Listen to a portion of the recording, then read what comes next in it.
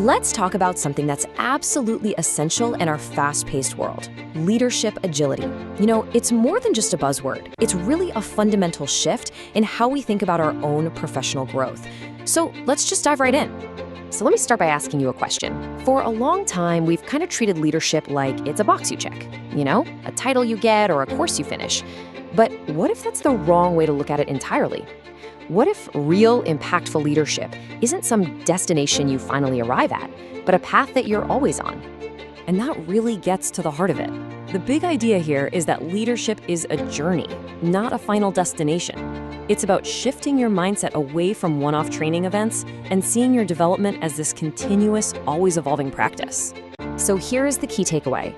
What we're talking about today isn't some theory you just memorize for a test. It's a practice, something you have to actively cultivate. We're building the framework for sustained agility, something you can carry with you and build on for your entire career. Because let's face it, the challenges you're going to face are never going to stop changing. Okay, so if leadership is a journey, what's the engine? What actually fuels a leader to stay responsive and effective when everything around them feels like it's constantly in motion? Let's pop the hood and take a look. Here's a solid definition for us. Leadership agility is a practice, something you actively do, and it's shaped by two really important forces: ongoing learning and consistent self-reflection. The goal isn't to be perfect, it's just to be effective. And that reflection, it can be as simple as asking yourself at the end of the week, hey, what assumption did I have this week that turned out to be wrong? And why should you even care about this? Well, because the results are incredibly real. We're talking about becoming way more adaptable to sudden changes in the market, making sharper decisions even when you don't have all the info, which, let's be honest, is most of the time, and really just boosting your overall impact as a leader. This is where all that practice really pays off.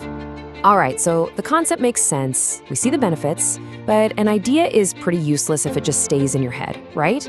So the next and probably most critical step is figuring out how to take this theory and actually make it a part of your day-to-day work. And this is a question I want you to really think about right now. Where in your own job, with your own team, can you find a little lab to experiment? These opportunities, they're often hiding in plain sight, just disguised as your everyday challenges. Now, what's so cool about this is how it totally reframes your work. Leading a new project? That's not just about getting it done on time. No, that's a perfect laboratory for you to practice being more iterative. Managing tricky team dynamics? That's your chance to build psychological safety, which is just the bedrock of any truly agile team. See, these aren't just tasks anymore, they're practice fields. And this basically shows you the whole process. It's a simple, repeatable loop. First, you spot your opportunity. Second, you intentionally try an agile strategy. Maybe that means running a project in short sprints instead of one long marathon, or getting rapid feedback from your team instead of waiting for some big reveal. And then third, and this is so important, you reflect. What worked, what didn't, and why. Then you just do it again, but a little bit smarter next time. Thinking about all this stuff is great, but acting on it, that's what actually creates change. So let's take that loop and start to craft a real, concrete action plan. This is how you make your commitment to this journey tangible. Just take a look at this simple little template. It connects a big goal, like improve team adaptability, to a very specific action, like practice delegating decisions. And why is that agile? Well, because it pushes decision-making out to the people closest to the work, which allows for much faster responses. Or maybe you want to sharpen your decision-making. You could try using a pre-mortem to imagine what could go wrong before it happens. This is how you turn a nice idea into something you actually do. And as you go through that application loop again and again and again, something really deep starts to happen. You're not just learning a few new tricks, you are fundamentally rewiring your entire approach to leadership. Because this consistent cycle of doing and then thinking about what you did, that's what builds a true growth mindset.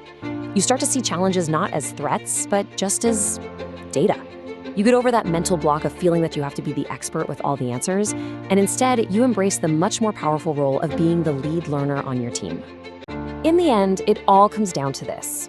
The whole point of this journey is to make sure that you, as a leader, don't become a relic. It's about staying relevant to your people, responsive to your environment, and truly, truly impactful in the work that you do. So we're going to end where we started, with a question for you.